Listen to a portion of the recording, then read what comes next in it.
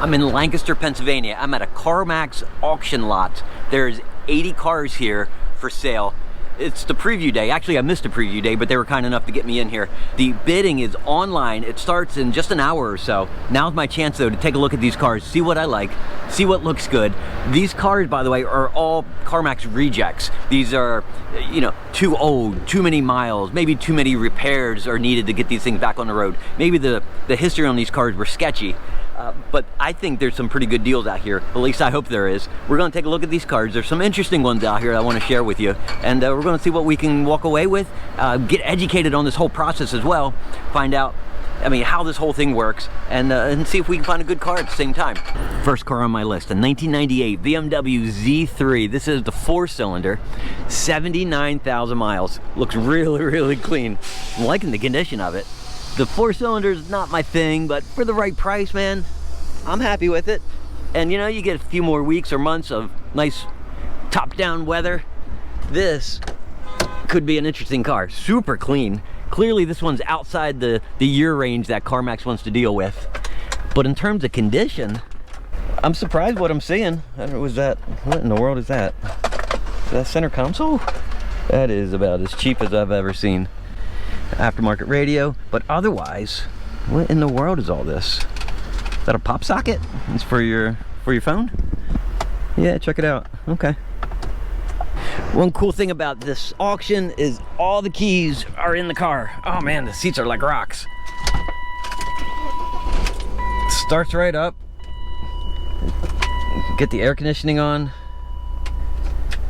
Turn that. Make sure the AC works. I don't see a light. I don't know if it's on or not on.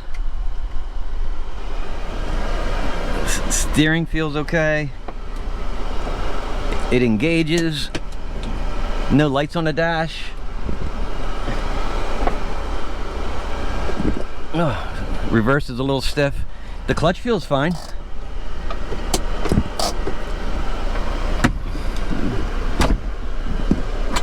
Latch. Oh, manual. I like it. Look how easy that is. Oh, sweet. Top engages. Seems to function just fine. Oh. And the windows. Is this the window switch? Yep. That window works. That window works.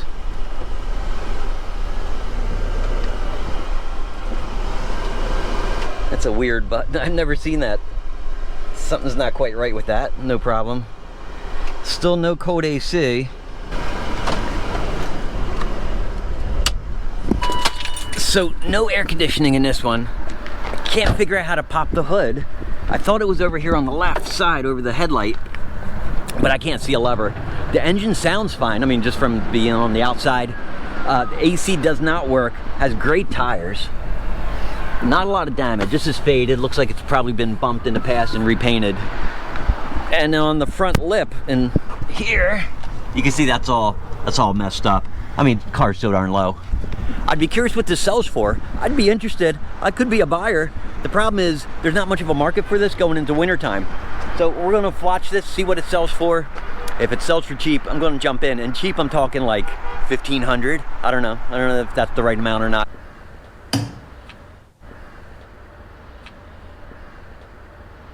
So let's go find the next one. Next up, a 2006 Bentley. Look at that, Continental. This is the sedan, and I think it's called the Silver Spur. I'm seeing a couple dings right here, one right here, a bunch of scratches and scrapes down there. This car had 3 owners. It has 55,000 miles, prior lease, exterior cosmetics, and you know what? It's also not listing the air suspension. This one's flat, smashed. I took a look at new struts, air struts for these cars, and $650 for rebuilt ones. That's not new. Inside, I mean, it's filthy. I mean, look at that. They just leave all their stuff in here. Let's see if the air suspension powers up. Where's the start button?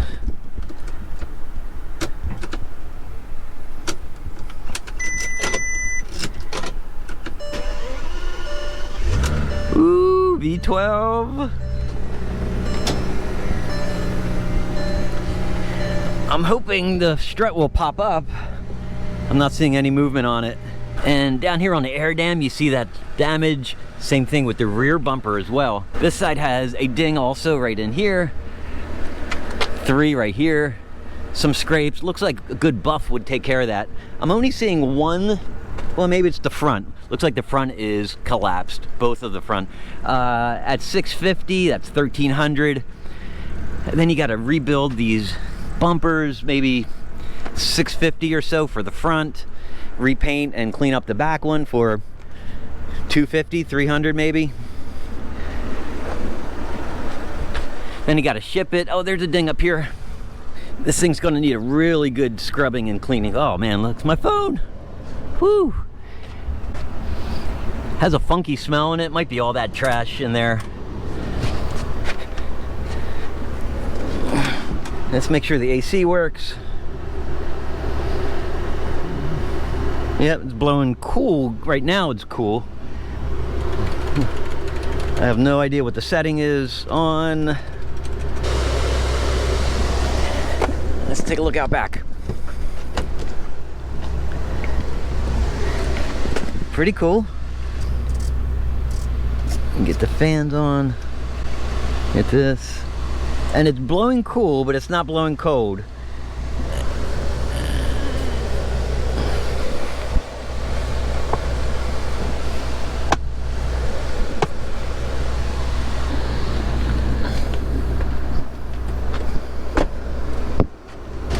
Look, another one of those phone holders. That's weird. Who's putting that on a $200,000 car? You got seat heaters down here. Oh, heating and cooling. That's cool. Let's get the coat on.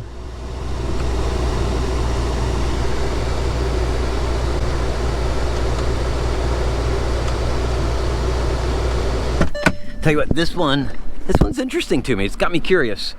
So I'm figuring 3, maybe 4,000 for suspension and cosmetics and dent removal.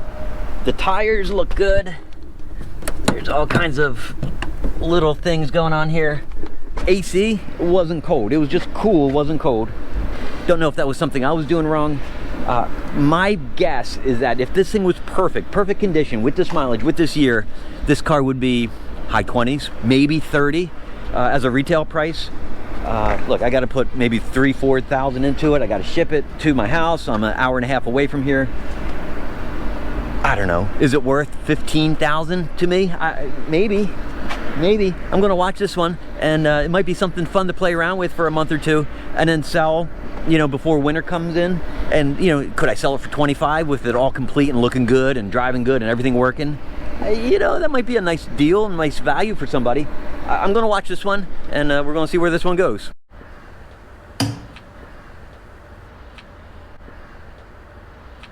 The 2003 E500, not the 320, 85,000 miles, prior lease, no major defects or repairs needed.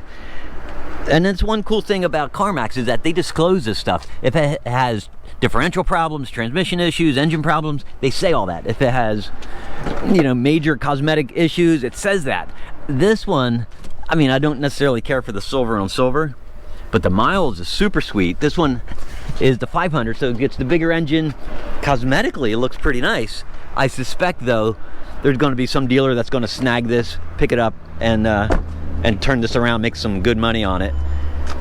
For me, I'm looking for something fun to play with, and I don't know if this is the car. Ooh. Ooh, you hear that? It quieted down a little bit already. Get the AC on, get that blowing cold.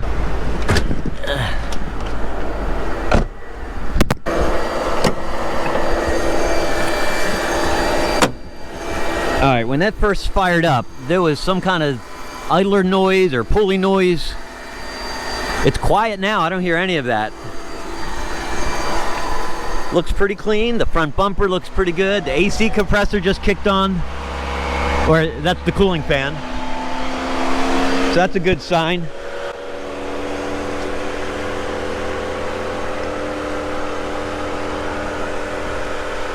The coolant looks clean. That's nice. No bubbles coming out of there.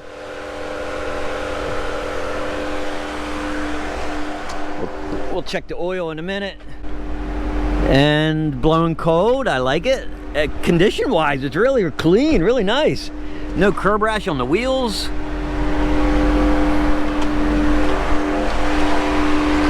Just a little scrape here and there. I mean, they took really nice care of this.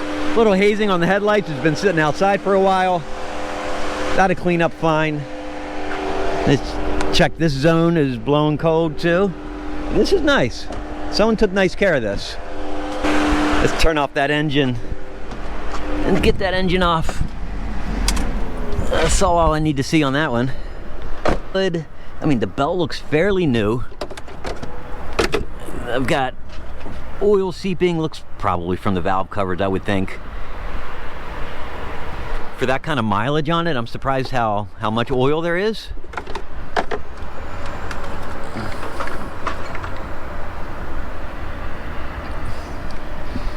I mean, it looks fairly clean. Smells clean. I'm happy with that.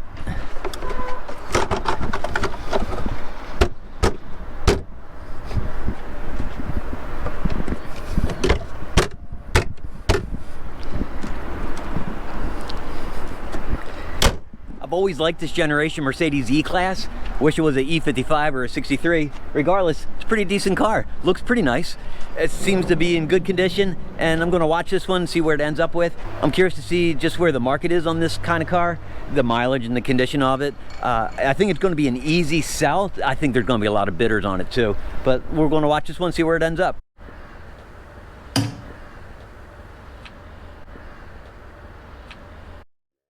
And here's one I was excited about when I saw it on the auction listing, and now up close, you know, I'm getting second thoughts here. A 1997 Intrepid. Last year, for the first generation, this is the ES. There was two models, the base and the ES. You could tell by the bigger engine, the 16-inch alloy wheels. I mean, for being so darn old, this thing is pretty nice. I was really hoping it would be two-tone. I like the gray interior. It's actually in really nice condition. I can imagine though, CarMax, when they accepted this, they probably paid out $300 for this car. I can't imagine them spending anything more. I mean, the tires, front looks good, the backs look good. I'm not seeing anything other than a really good detailing, buffing the headlights, just some dings. I see one on the second door, the back door over there. The wheels are a little rashed up here, a little curb rashed.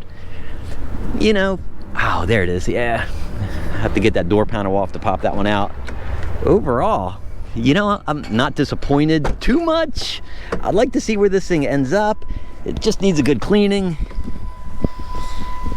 It smells like cigarette smoke. Fire it up, let's take a look. The tachometer's wonky. Let's get the air conditioning going. I mean, just the fit and the finish is not... I mean, the engine seems to rev pretty nice. The miles is really nice, 84,000. No sunroof. I guess that's for a garage door opener. AC is cold. I've always liked these cars. Remember, there was three of them. Chrysler had the Concordia. Was it the Concorde or the Concordia? I can't remember. And then Eagle had their version cover. I mean, it smells fine. You know, clearly somebody took care of this. Has air conditioning working. The oil looks a little dark.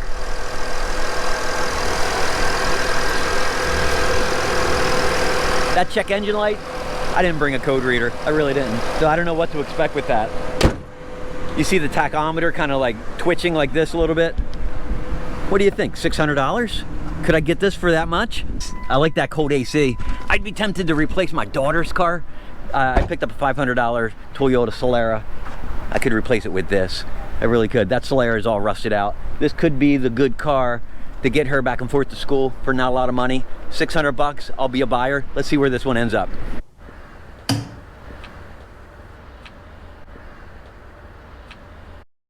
And here's what I'm really interested in. 2012 Land Rover. supercharged model, 103,000 miles. And this is like that summer fling, you know? That car that you know it's the wrong choice to make. Look how far up it is. Somebody really small and petite was sitting in this. But this isn't like a long-term car. And I know right away, if I were to buy something like this, I'd regret it. I know that. But I keep coming back to it and looking at it and saying how beautiful these cars are. Really, really sharp. With the supercharged engine too, this one's got everything that I'm wanting.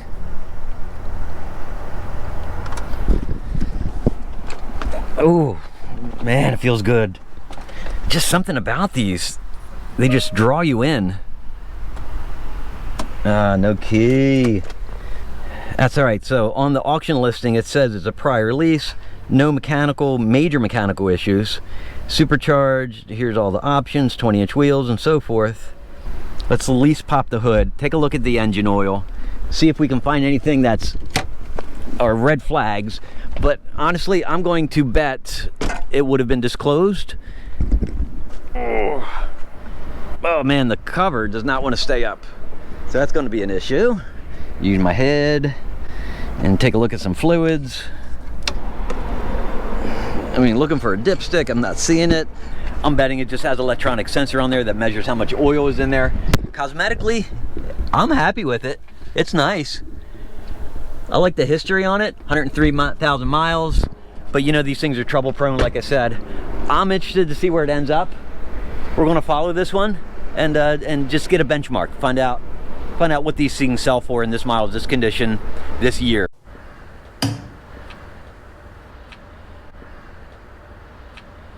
All right, let's do a quick rapid fire. Here's a 2013 Honda Civic, 69,000 miles. Missing the title and structural damage, I'm presuming a prior accident. 2003 Pontiac Aztek, 183,000 miles. Look at this crazy thing. It's not as terrible as I expected for the miles. I'm surprised it made it that long. 2010 Mercedes C300 4MATIC, 39,000 miles. 2011 Chevy Suburban, looks like it's a half-ton model, 171,000 miles. And this is a really good example of what I'm talking about. Since you can't drive the cars, they try to disclose as much as possible. It says cosmetic problems on the interior. I don't see it. Oh wait, there it is. Ripped seat. I mean, if that's the extent of it, and that steering wheel, I mean, they're being pretty generous with interior cosmetic issues. A big ding on the hood here. But if that's the extent of the damage, they're disclosing it. I feel pretty good that they're pretty straightforward and pretty honest about what they're trying to disclose here. And lastly, a 2007 Mustang convertible. I love the blue. I don't like the year. It doesn't have the V8, and this is an automatic, but let's just see where it ends up at. So that's the auction preview here at the CarMax lot in Lancaster, Pennsylvania.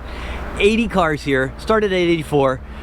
Some interesting cars. I'm anxious to see what they finally sell for and see if I make this a routine weekly trip up here. Previews are every Saturday, and the auction bidding is on Monday. They let me in here. They were very kind and generous to get me into the lot, even though it's not preview time. But in the next few minutes, the bidding starts. I'm gonna watch a few of these cars. I'm gonna bid on some, like that Intrepid, like the Bentley, and we're gonna see where this takes us. Fingers crossed I'll walk home with something cool. Otherwise, it was still a great experience. I appreciate you joining me. I hope you like coming to this lot too and checking it out and seeing what the auction sale prices are. And I'll see you on the next video.